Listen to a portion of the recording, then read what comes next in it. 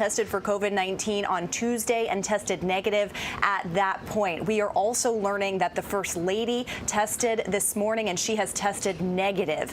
She is heading to Detroit. The president was expected to go to Pennsylvania today for a campaign, for an event to talk about gun proposals and fighting crime. He was also supposed to have a fundraiser later this evening. We are told that the president is now in isolation according to CDC protocol.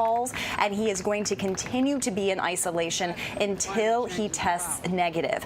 They are also working on contact tracing, so talking to everybody with whom the president was in close contact. That means staffers, that means members of the press. Remember, he was just on a trip abroad. He just returned from Saudi Arabia on Sunday morning. So contact tracing will be going on, but they say these symptoms are mild, that he will continue in isolation until he comes with a negative test. Tony.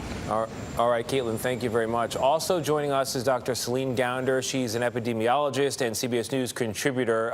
Dr. Gounder, the president, as we said, is fully vaccinated. He's been twice boosted. Symptoms are, in fact, not just mild, but very mild, according to the White House, and he's begun to take Paxlovid. However, he's 79 years old. That is a risk factor. What should people know or think about the president's condition? I think it's very reassuring that, one, he's been double vaccinated and double boosted.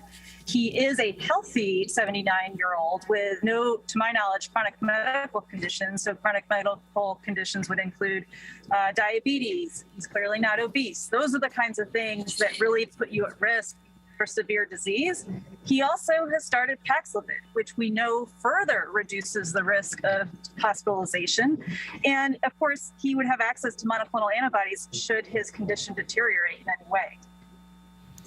We have the president's health report from the White House doctor from 2021. He does not use any tobacco products, according to that, does not drink alcohol, works out at least 5 days a week. So given the background that's been made public about this particular patient, patient number one in this country inside the White House, how long might the president be in isolation out of a normal working situation? We're seeing people with this Omicron subvariant, the BA.5 subvariant, takes about 10 days on average. You know, everyone's a little bit different. Some people will be a little bit shorter, some people a little bit longer. But 10 days is really the average for people to recover and become test negative.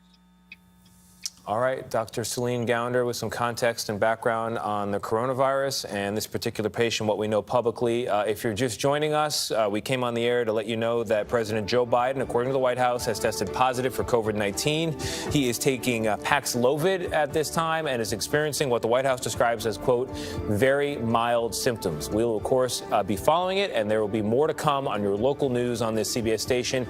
Also tonight on the CBS Evening News. Many of you will now return to CBS Mornings. This has been a CBS News special report. I'm Tony DeCopel, CBS News, New York.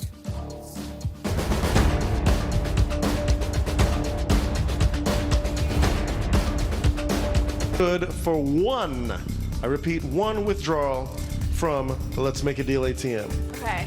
You can do that, or we can give you the big